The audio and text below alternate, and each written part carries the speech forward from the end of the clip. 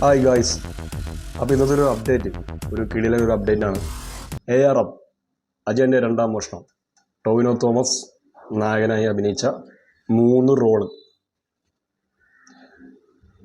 ഒറ്റ വാക്കി പറയാം, ഞാനിത് നല്ല എക്സ്പെക്റ്റ് ചെയ്താൽ പോയത്, അതായത് തിയേറ്ററിൽ എക്സ്പെക്റ്റ് ചെയ്തിട്ട് പോയി കണ്ട പടമാണത്.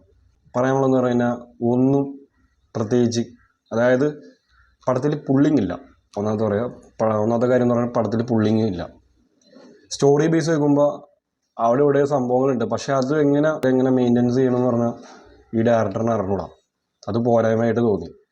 പിന്നെ എൻ്റെ ബാക്ക്ഗ്രൗണ്ട് സ്കോറും ചില സ്ഥലത്ത് പുള്ളിങ്ങൊക്കെ അത് ബാഡായിട്ട് തോന്നി. പിന്നെ ടൊവിനോ തോമസിലോട്ട് വരാം. ടൊവിനോ തോമസ് നല്ല കിടിലനായിട്ടാണ് പെർഫോമൻസ് ചെയ്തേക്കണം. ആദ്യം എടുത്ത് പറയണം. ഇവരുടെ എഫേർട്ട് കാണാൻ നിങ്ങൾക്ക് താല്പര്യം ഉണ്ടെങ്കിൽ ധൈര്യമായിട്ട് ടിക്കറ്റ് എടുത്തു. അല്ലാണ്ട് കഥ പ്രതീക്ഷിച്ച് പോയിട്ട് കാര്യമില്ല. ചിലവർ തള്ളി മറിക്കുന്നുണ്ട്.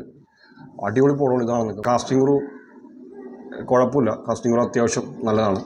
സിനിമ ഒരു വേറെ ലെവലിൽ എത്തിക്കായിരുന്നു. ഞാൻ എക്സാമ്പിൾ പറഞ്ഞു, കൽക്കി ആ സിനിമ അറിയാം, ആ സിനിമയുടെ സ്റ്റോറി ബേസ് അറിയാം. നമ്മൾ കണ്ട ആ ഒരു സാധനമൊക്കെ ആണെങ്കിലും, പക്ഷേ അത് എടുത്തു വെച്ചേക്കണ രീതി എന്ന് പറഞ്ഞു കഴിഞ്ഞാൽ അതങ്ങനെയാണ്. അതാ ഈ സിനിമ എന്ന് പറഞ്ഞു കഴിഞ്ഞാൽ ഈ ARMലോട്ട് വരുമ്പോൾ അത് 30 കോടിക്കാണ് പിടിച്ചത്.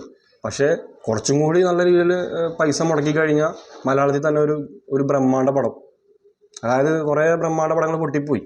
അതായത് മലയാളത്തിലൊരു ഒരു കിടിലനൊരു ബ്രഹ്മാണ്ഡ പടം ആയി പെട്ടാൻ, പക്ഷെ അത് ഈ രീതിയിൽ ഇങ്ങനെ കൊണ്ടുവന്ന് എത്തിച്ചിട്ടുണ്ട്. പറഞ്ഞ പോലെ നിങ്ങൾക്ക് ടൊവിനോ തോമസിനെ സ്ക്രീനിൽ നല്ല കിടിലനായിട്ട് കാണാൻ താല്പര്യം ഉണ്ടെങ്കിൽ പോയി കണ്ടോ. പേടിയാണ്, അപ്പോൾ കണ്ണടയൊക്കെ വെച്ച് പോയി ധൈര്യമായിട്ട് കണ്ടോ. അല്ലാണ്ട് സ്റ്റോറി നിങ്ങൾ ഒന്നും എക്സ്പെക്റ്റ് ചെയ്യേണ്ട കാര്യമില്ല.